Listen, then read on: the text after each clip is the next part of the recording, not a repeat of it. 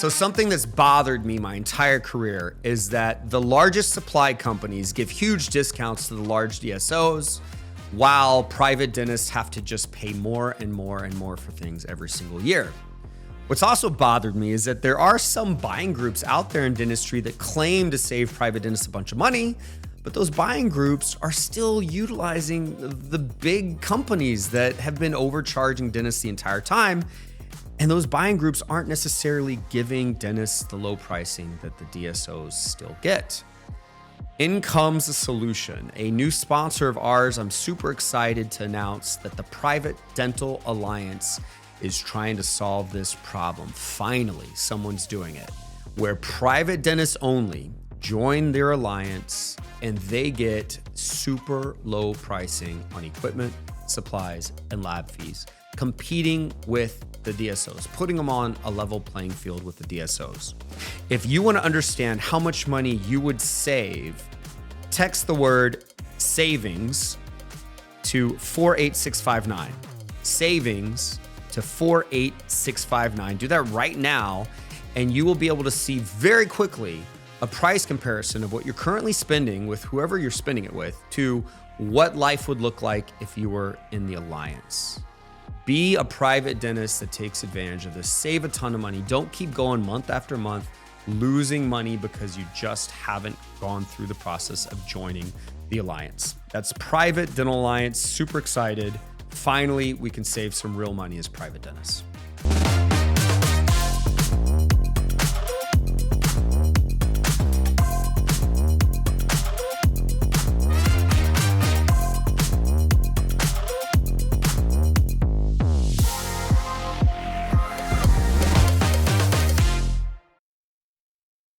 So as a practice owner, have you ever had an associate where the situation was causing you to lose money? You got burned financially, or you got burned by them leaving and you couldn't replace them, or there's some lab issues, there's CE questions. Like, how should we pay an associate dentist so that they are incentivized to do very well, but we as a company are also protected where we need to be protected? What about lab? What about CE? What about profits interest or referrals, or how many columns should they get? What are they going to produce? What percentage do we pay? All of those things we are going to go over and unpack here on this next episode of the Dental CEO Podcast.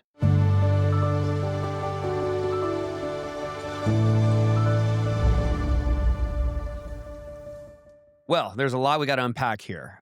So I hope that this conversation, this podcast episode, starts getting your wheels turning and thinking about, either updating your contracts with associates, or, what about that next associate you're going to bring in? And you might find, as I go through this, you might find where you may have gone wrong in the past, right? Some pain points you've had, bad memories, bad experiences might have been solved had you followed some of this stuff. So let's start out with kind of the big question, how much should an associate get paid? Before we can answer that question, you need to understand that the company doesn't get profit at a set percentage. The less an associate produces, our profit might go to zero. Or if they produce a ton, our profit might be unreasonably high, right? So our profit isn't fixed. It's not like, a typical practice might pay an associate, I'm just gonna make something up, 30% of their adjusted production.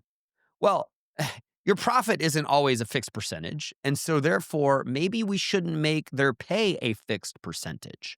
Maybe if they are in the lower producing amounts, we should pay them a smaller percentage because our profit margin might have gone away. And if they produce a normal amount, we should maybe pay them a normal percentage because our profit might be a normal percentage. And if they produce a whole lot, how about we pay them a whole lot, a much bigger percentage? This is a tiered version or a stepwise version of paying them. So, you're going to have to put your own numbers here, but we need a teaching example. So in this teaching example, let's just say a typical dentist in your area will do 50,000 a month in production, and a typical dentist in your area gets paid, I'm just going to make something up, 32%. Okay. Obviously, your numbers can look way different than that. But let's just assume that that is typical for teaching purposes. Okay. I don't want to pay an associate 32% of their adjusted production, hoping that, they're going to produce 50,000. What if they produce 40,000 or 35,000? Shit. We made nothing. We maybe have lost money if I pay them 32%. So what I want to do is I actually want to take that kind of production, that 50,000 a month might be typical, but what I want to say is, okay, for the first like 0 to 35,000, that's going to be kind of level 1, right? And then I've got maybe 35,000 to, I'm just going to call it 60,000 would be like level 2, and anything more than 60,000 a month would be level 3. So for that first level, for the first $35,000 they produce, I'm going to pay them a percentage less than typical. If typical is 32%, maybe I pay them something like 28%, or maybe even less than that, but 28% on the first 35,000 they produce.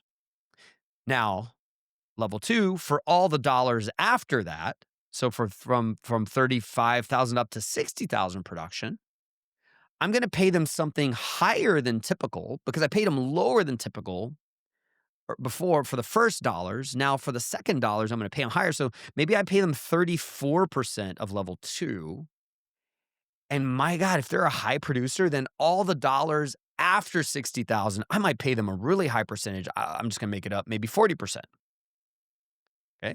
So if we do the math here, I'm just going to pull out my calculator, and you would need to do this math and adjust these percentages as well. I literally just pulled these percentages out of my rear.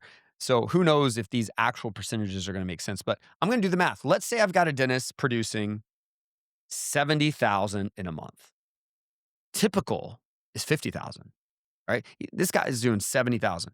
If I were to pay him a typical wage, I'd pay him 32% of anything he does. So 32% of 70,000. So his typical pay would be 22,400. That's typical. I'm writing that down, 22,000. Okay. Well, if I pay him instead in this kind of tiered level, he's going to get 28% of the first 35,000. So that's $9,800. He's then going to get 34% of the next 25,000. So that's 8,500. And then he's going to get 40% of the last bit, which is 10,000. So that's 4,000.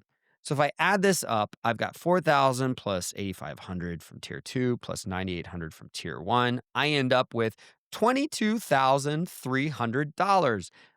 Basically the exact same amount had I paid him 32%. Now, that's not good. I actually want him to make more. If he's a high producer, I want him to make more. So I might go back and adjust this. I might now change my percentages like, okay, let's leave the bottom percent at 28. Let's make the middle percent 35. And let's make the top percent 42. Okay. So I'm going to do the math again. And I apologize. I know that like this might be annoying to listen to me do math, but this is a really important concept. So let me do the math again. So for the first 35,000, he made 28%. That's $9,800. The next 25,000, I raised that to 35% commission. So now he's at 8,750. And the last 10,000, he made 42% on. So now he's at 4,200. So 4,200 plus 8,750 from tier 2 plus 9,800 from tier 1. Now he's making a little more. He's making almost 23,000. So I'm going to do that kind of exercise until I'm happy with how much he makes if he's a high producer. So now a high producer is going to earn more in my practice than if they just got paid a flat rate, right? They're going to earn more in my practice. That's what I want. But a low producer is going to earn less in my practice than I paid him a flat rate. That's what I want as well, because I can't afford to pay a low producer as much because we have no profit left. See, if I had a low producer and they were only doing, in this particular example, let's just say they're doing 40,000 a month, then they would get paid about $10,000 or so, right? And that is less than the 12,800 I'd pay him if I paid him a flat rate. So to kind of sum this up and put a bow around this, I want to come up with tier 1, 2, and 3 percentages where where tier 1 is lower than the going rate. Tier 2 and 3 are higher than the going rate, and tier 3 is so high that if I've got a tier 3 dentist, they're making more with me than someone else would pay them, and I can afford it because they are giving me a lot more profit. And if I've got a tier 1 dentist, heaven forbid, a low producing dentist, I'm protected some. I'm not giving them a normal rate because they're not a normal producer. They're a tier 1 producer, so they should get a tier 1 percentage. This becomes marketable when we're interviewing dentists because the dentist can see, oh my God, like I can make up to 45%, or whatever it might be. I can make up to 50% maybe if I'm a higher producer. So this looks more attractive to them. It also gives them kind of this drive or incentive to kind of jump to the next tier. It's whatever. I don't know why. I'm not an expert in psychology, but there's something psychologically that happens when you can see a journey and a progression of you making more and more and more that's more powerful than just a flat percentage of you making more. And so tiered pricing to me is the way to go for a whole lot of practices that have associates. Now, let's take into account though, what about lab fees, right? Because a lot of practices, they've got a flat rate, 32%, for pay, and they also have a flat rate where the dentist pays part of their lab fees. So they may say, okay, and the dentist pays 30% lab fees. Another way of doing that math is instead of like calculating 32% lab fees and 32% of production, you could just adjust off the entire lab bill from the entire production and then do 32%. It's the exact same math. So that's what I actually want to do in this kind of tiered setup is if we want to have the associate pay for some of the labs, I am just going to make the lab bill an adjustment off of their adjusted production before I then calculate their pay. That's a very fair way of doing it for them and of course for the company. So I'm going to set up these tiers, tier 1, 2, and 3. And tier 2 and 3 need to be high percentages. Tier 3 needs to be really high percentage. And I am going to adjust off their adjusted production, the entire lab bill, before I then apply the percentage. And the result of that is the dentist pays for a minority of their lab bill and the practice pays for the vast majority of it. That's the result of this. And that's what we intend. That incentivizes the dentist to not go on some spending spree with the lab work, right? We want to have them incentivized, if we can, on the lab cost. Okay, so we talked about adjusting off the lab bill before we calculate it. We talked about calculating it based off of a tier. Those two things right now would have probably solved some significant problems you have had in the past with associates. Those two things right there. Now let's add another issue, something that can kill the owner, and that is the guarantee, the guaranteed minimum. I want to give you some thoughts on the guarantee. First of all, the guarantee only hurts the owner and helps the associate dentist. So realize that it's the owner carrying the risk. If that's the case, then as the practice owner, I really want the smallest or the most temporary or no guarantee possible. What is unreasonable is to always have a guarantee forever that is high. That puts all the risk on the owner and costs the owner money. And I'm sure you could imagine dentists that are perfectly happy sometimes with just doing very little work and just living off the guarantee while the company is getting killed, crushed, losing money. So we need a balance here, right? We need something that is appropriate so we can recruit dentists and is fair for them, but we also need something that doesn't take advantage of the company. That is going to be a guarantee that is going to be a short-term guarantee for a modest amount of money. We still need a guarantee because just because a dentist started in your practice doesn't mean that they've done all the exams yet and all the exams result in dentistry that fill their schedule and that they're going to be busy on day one. Although if they are busy, the guarantee won't matter, right? Because the guarantee is if they don't produce at least this much, then we're going to pay them this guarantee. So if they're busy on day one, they won't even need the guarantee, right? But we need to have a guarantee there because it's reasonable to need to support them financially as they build up their schedule in the beginning. And that guarantee needs to be short term, 1, 2 months max, I would hope. If you're going beyond 2 months, like, they should have been able to build up their schedule. If you really did need that dentist, they should have been able to build up their schedule after 2 months. So I would try to have that guarantee like 2 months or less if you can. Also, the guarantee needs to be a modest amount of money because we don't want to get in a situation where we're losing a fortune as a practice when they're onboarding because they're getting this fat guarantee and they're not even incentivized to try to fill their schedule because they're happy with this fat guarantee. That is too damaging to the company.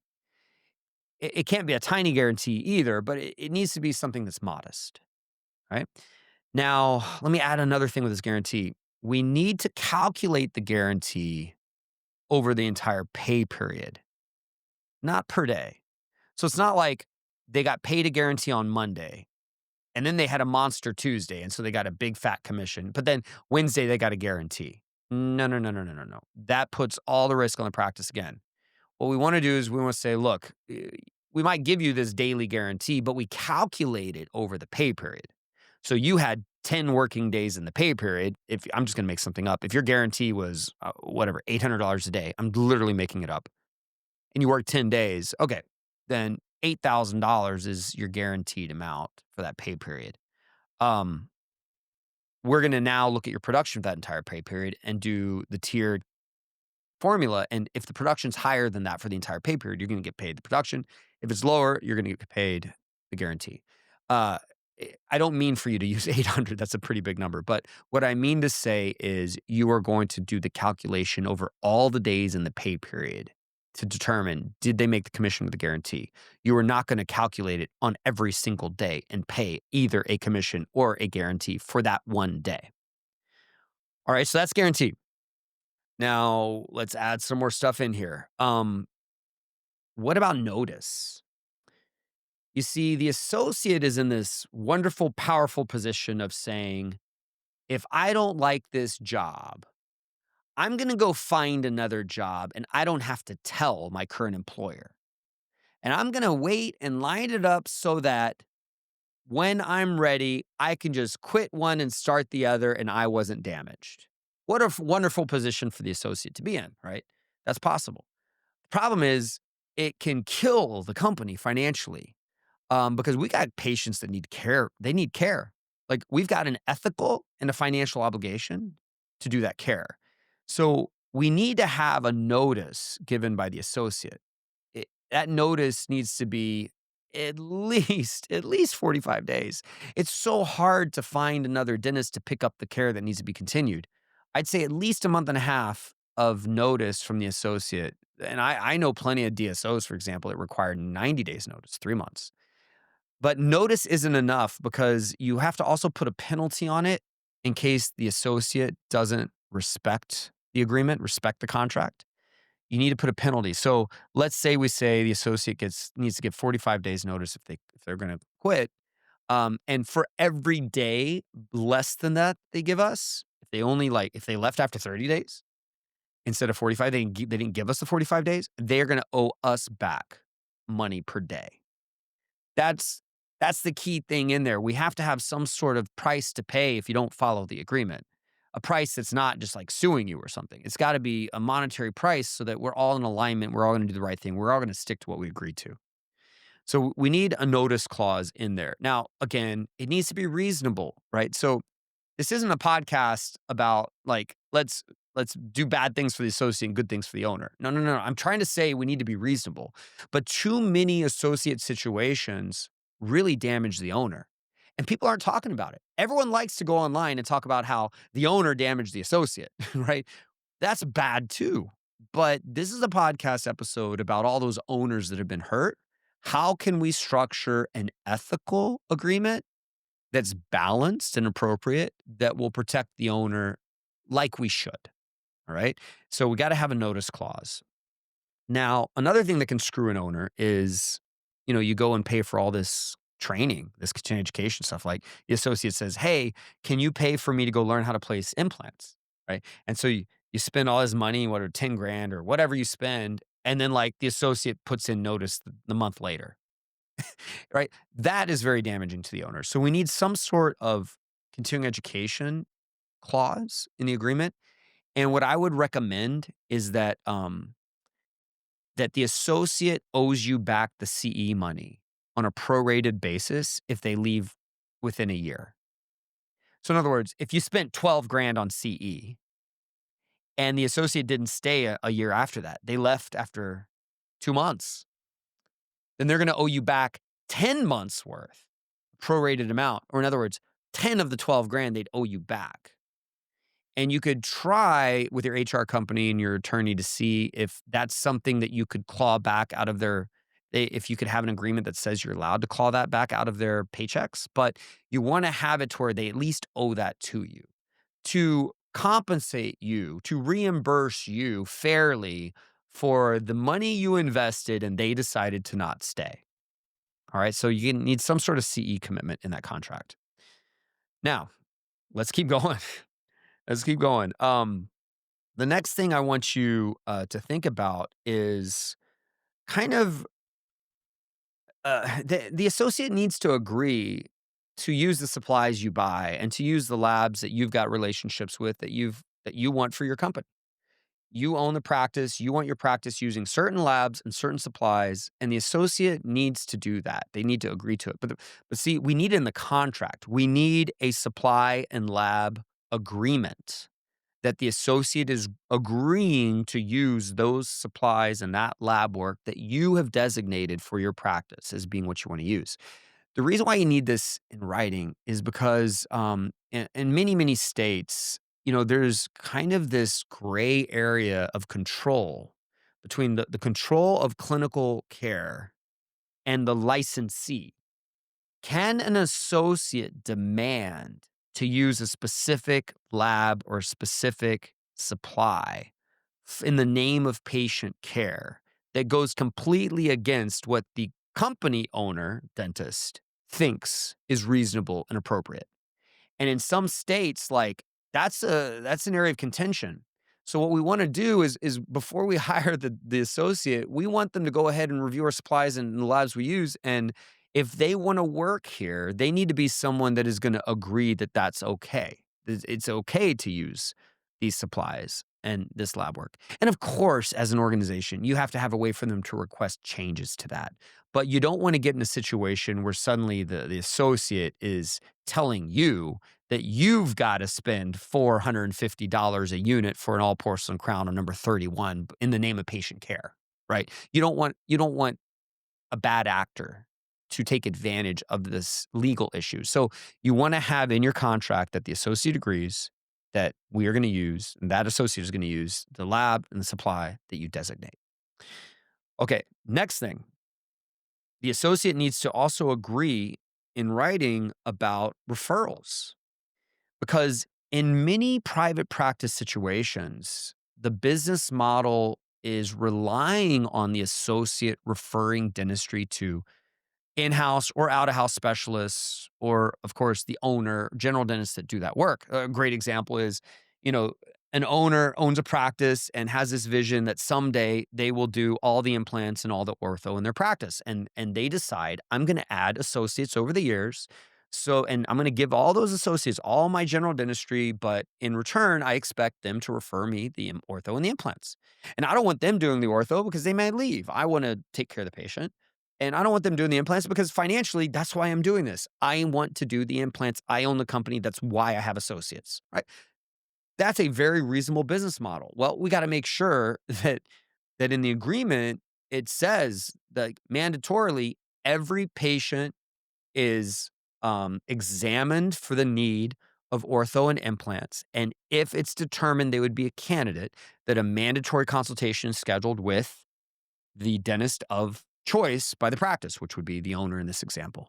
That needs to be in the agreement. It needs to be an expectation that associate, you're going to get all these patients and all this dentistry in our organization and get paid this way, but you have this requirement in this particular job in our organization that you look for this specialty work. And if a patient might be a candidate, you refer that patient to the owner. Okay. That needs to be in the agreement. All right, let's continue. So we need to also have in the agreement um, what I call column load. How many columns is this associate going to get? Ideally, an associate dentist is working out of 2 columns with 2 great dental assistants and lots of hygiene exams to fill their schedule. They're getting great case acceptance. They're diagnosing the dentistry they should be diagnosing. And at the end of the day, they're full, they're happy, everyone's doing well, patients taken care of. That's ideal. But sometimes we end up with an associate that's not ideal. We end up with an associate that doesn't diagnose much dentistry. They don't have great case acceptance. They've got poor communication skills. Maybe they're really slow and they take forever to do dentistry. And what's the result of that? Of an associate that doesn't diagnose a lot, that has poor case acceptance and is really slow? The result of that is that we're giving them 2 columns and they're only doing 1 column worth of production. And that can kill the practice financially. That is not fair to the practice. So we need to make sure that we set the column load or how many columns they get appropriately. So we would have in the contract an agreement or an expectation, that says, like, if you're a normal dentist, you're going to get a normal amount of columns. But if you produce less than this much per day, then we have the choice to limit you to 1 column. So, what is that? If you've got an associate that is producing 2/3 or less of what's normal, then you need to reduce them to 1 column and go hire another low producing associate and put them in the other column. So let's put some numbers to this. If normal in your practice group or your area is like a dentist does 6 grand a day, right? But you've got a dentist that's doing 3,500. Shit. You could lose a ton of money. So you're better off putting that dentist in 1 column. Maybe they'll do 3,000 in 1 column and finding another low producing dentist to do another 3,000 in the other column. And you as a practice now are getting a normal amount, 6 grand a day in production so you could pay your bills. But you're getting it with 2 low producing doctors, right? You need to reserve the right to do that. Like, that's an expectation. The associate needs to understand, like, that's what's going to happen if they turn out to be normal, but they turn out to be low. Well, we're not going to give them a normal number of ops. We're going to give them a lower number of ops. And that is a wonderful strategy to use as a practice. It's also an incentive for that associate to not end up being a poor performer. And that can be in the agreement. All right. A couple other things real quick. We need to have in the agreement that we are going to be tracking their performance, not just by clinical quality, but also by diagnostic rates and case acceptance rates.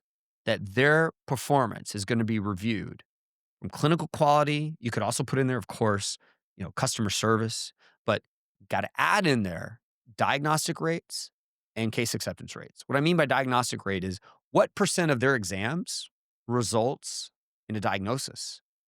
There are national averages and standardized like numbers that we can look at, or even numbers within your own organization for your own business model, your own patient base. We can't end up with a dentist that is diagnosing half as much as everyone else because that is not ethical for the patient and that is not financially viable for the business. So we need to communicate to the dentist, look, your diagnostic percentage is something that is going to be looked at and you are going to be judged by it. It needs to be appropriate. It can't be inappropriately low. Also, case acceptance. We need our associates having appropriate case acceptance. They don't have to be rock stars at it, although that'd be great, but they can't be terrible at it because that's poor patient care and that is poor financial results for the business. They need to understand that is as important to us as their clinical quality. We need to have patients that say yes to the work that they need at an appropriate level. And if they are such a poor communicator that they can't achieve the same types of regular numbers that the rest of our dentists achieve, they got to know that's going to be something we're going to talk about and it may not work out long term. And here's the thing, those numbers should be part of a weekly conversation for that associate moving forward. You hire that associate and once a week for a minute, you're going to show them what their numbers are compared to your standards and compared to your top performers so that they can have at the top of their mind a reminder that this is how they are graded and judged. And it's in the patient's best interest to diagnose everything they need and to have them say yes to the work they need. It's in the doctor's best interest to be able to get that. And it's in the practice's best interest to get that. So, of course, we should be talking about it on a regular basis. And that weekly metrics review needs to happen, and it needs to be described in the associate contract. The last thing I want to mention is something that I recorded an entire podcast episode on. You need to go back and listen to it. It's based on profits interest or profit sharing with your doctors. That's something else that you would want to have in your contract to show them how they can vest over time and earn, in essence, a piece of the profits of the company, maybe even a piece of the equity of the company without having to actually put money in. That you need to go listen to that episode, profits interest. All right, so we talked about tiered compensation percentages, how and why. We talked about the lab adjustment. We talked about giving notice and the penalty of not. The daily guarantee, how to structure that. We talked about the CE commitment and the reimbursement if needed. We talked about the lab and supply agreement, weekly metrics review, potentially profits interest. We talked about mandatory referrals. We talked about the column load agreement. And I bet of these things, 1, 2, 3, 4, 5, 6, 7, 8, 9, 10, 10. I wrote them down as I was saying them. These 10 things that I talked about, I bet half of them at least aren't in your agreement. And I bet if you haven't already been burned by one of those not being in it, you will be burned moving forward at some point. So I really encourage you to maybe even re-listen to this episode when you can sit down with a pen and paper and write down some bullet points and notes and reset your agreement. Or maybe this will be your first ever associate. Form your agreement and don't forget to include this stuff. No one's talking about it. I'm happy to do it. I wish a lot of people talked about this because at the end of the day, it shouldn't be associate against practice. It needs to be like there are best practices to do this. This is what works and is fair and appropriate for both sides of the table. And so I hope that this podcast episode starts kind of bringing up those things in a way that's ethical and appropriate, representing the owner's side of the table, right? But these are the types of things, associates, if you're listening to this, these are the types of things that can really damage the owner in the practice. So maybe it's good too that you know how delicate the health of a company is based on how you do and how these things are ways to protect the owner, but these are also things, these are ways for you to kind of bring health to the company. All right. I hope this was interesting for you guys. I look forward to seeing some of you guys at our events. If any of this stuff is interesting to you, just know like this is just a tiny little kind of sliver or taste of what we actually do in our events. We have these big, deep, like intense business training events. Go to scottleune.com and you'll see that.